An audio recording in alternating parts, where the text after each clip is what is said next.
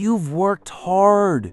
You put in the hours, you made the sacrifices, and you've actually achieved some pretty great things. You got the promotion. You nailed the presentation. You launched that project everyone said was impossible. From the outside, you are the very definition of success. So, why is there a nagging little voice in your head telling you it was all just a fluke? Why does every win feel less like a victory and more like you've just gotten away with something? You live with a quiet, persistent fear of being found out, of being exposed as a fraud who somehow tricked everyone into believing you're competent. If that sounds even a little familiar, you are so far from alone. Studies on this feeling show that the number of people who experience it is all over the map, but some suggest that a staggering 70–80% of us feel this way at some point in our lives. This feeling has a name you've probably heard: imposter syndrome. Psychologists who first identified it back in the 70s actually called it the imposter phenomenon because it's not an official mental disorder you'd find in the DSM, but a specific psychological experience. But whatever you call it, the pattern is the same. Despite clear objective evidence of your skills, you feel like a fraud. Instead of pride, you feel anxiety. Instead of confidence, you feel a deep, unsettling sense of phoniness. Praise from others feels uncomfortable, almost like a language you don't speak. You might brush it off, saying, "Oh, anyone could have done that," or, "Honestly, I just got lucky." This isn't just humility. It's a deep-seated belief that your success is unearned. You might find yourself obsessively over-preparing for tasks, terrified you won't meet the impossibly high standards you've set for yourself. Or maybe you do the opposite. You procrastinate, paralyzed by the dread of not being able to do it perfectly. This creates a brutal cycle. You're either exhausted from overworking to avoid being exposed, or you're riddled with anxiety from avoiding the task altogether. And when you do succeed, the relief is fleeting. It doesn't build your confidence. Instead, it just resets the cycle, making you feel like you've dodged another bullet and reinforcing the idea that you're a fraud who just had a close call. So why does a history of success make some of us feel more like an imposter, not less? At its core, the imposter phenomenon is driven by a series of cognitive distortions, basically faulty thinking patterns that warp how we see ourselves. It's not a character flaw, it's a specific pattern of intellectual self-doubt. People experiencing it consistently attribute their wins to external factors, pure luck, timing, or getting help. But any mistake or failure, that gets attributed directly to their own personal inadequacy. Think about that for a second. When something goes right, it was an accident. When something goes wrong, it was 100% your fault. This reversed logic makes it neurologically impossible to build a stable sense of competence. No amount of evidence can break through because your brain is programmed to explain it away. That promotion, it wasn't because you were the best candidate, it's because they were in a rush. The successful project? It wasn't due to your skill. It was because you tricked the team into thinking you knew what you were doing. That gap between external reality and your internal feeling of being a fraud is where all the anxiety takes root. This feeling is especially common among high achievers. And a weird paradox, more success can actually make the imposter phenomenon worse. Your brain might have locked onto a self-estimate of your capabilities early in life, and it just stops updating. Each new achievement creates a bigger and bigger gap between your outdated self-perception and your actual accomplishments, which only intensifies the feeling that you don't belong. Our brains love shortcuts to make sense of the world, but sometimes these mental shortcuts lead us down the wrong road, and a few of them are working overtime to convince you that you're just lucky. First, think about the classic self-serving bias.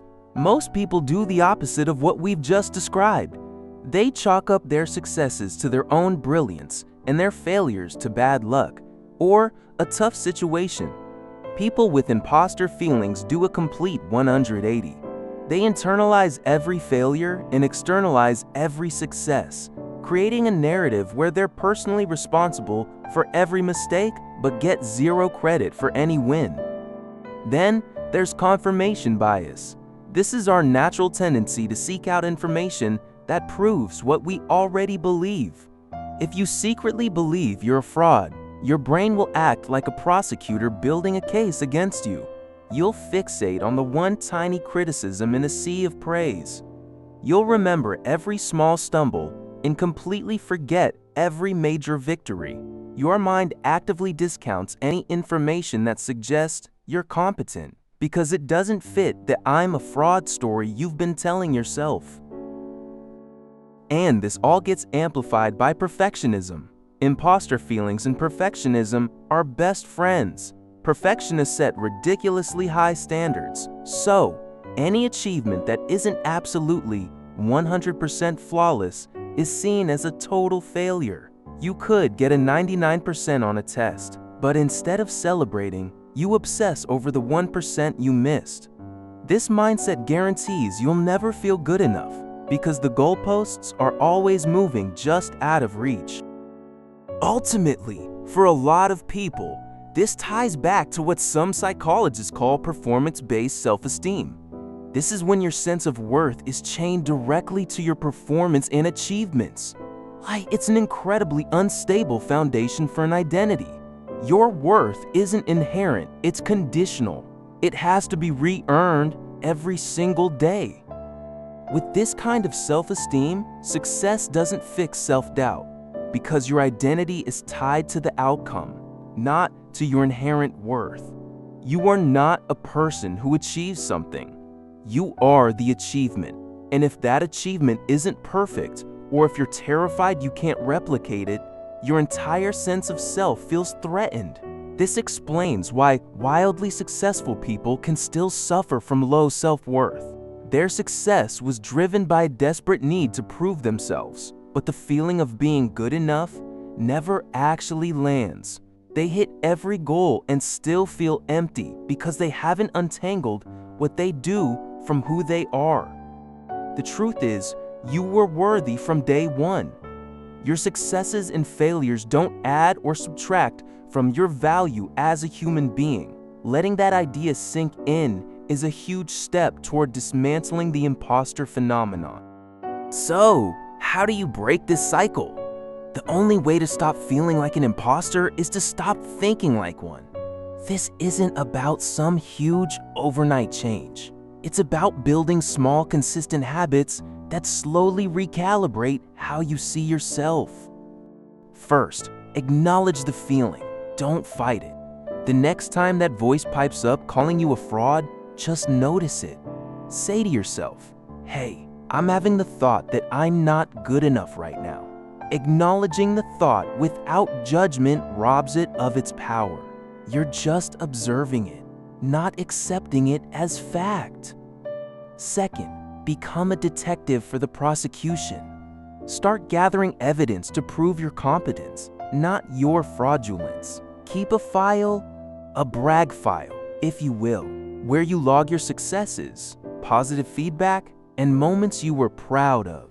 When your inner critic says, "You just got lucky," open the file and counter it with actual data. Ask yourself, what is the objective evidence that I'm unqualified? You'll likely find there isn't much. Third, practice separating feelings from facts. This is a big one. Just because you feel like a fraud doesn't mean you are one. Feelings are not facts. Remind yourself of the objective reality. You got the job, you passed the test, you earned the promotion. The facts are on your side, even if your feelings are having a bad day. Fourth, learn to internalize praise. The next time someone compliments your work, resist the automatic urge to deflect. Instead of, "Oh, it was nothing," try a simple, "Thank you. I'm proud of how it turned out." This small shift helps your brain connect your effort with the positive outcome. It's about learning to actually own your accomplishments. And finally, break the silence. The imposter phenomenon thrives in isolation. Its very nature makes you afraid to talk about it in case you get found out. But sharing what you're feeling with a trusted friend, a mentor, or a therapist can be a game changer. The moment you hear someone else say, "Oh my God, I feel that way too," the shame starts to dissolve. You realize it's not some personal secret failing, but a shared human experience. Feeling like an imposter isn't a sign that you're incompetent. If anything, it's often a sign that you care deeply and that you're pushing yourself to the edge of your abilities. But you don't have to live with the constant draining anxiety that comes with it. Your success is not a fluke, it's not a mistake, and it wasn't just luck. It was the product of your talent, your effort, and your resilience. Moving past the feeling of being a fraud is a journey. It's about learning to see yourself as clearly as others do, and, finally, giving yourself permission to enjoy the success you've worked so hard for. You are not an imposter. You belong here. If this resonated with you, give this video a like and subscribe for more content on the psychology of success. I'd love to build a community around this, so please share your own experiences with feeling like an imposter in the comments below. You might be surprised how many people feel the exact same way. And maybe share this with someone you think needs to hear this message today. Thanks for watching.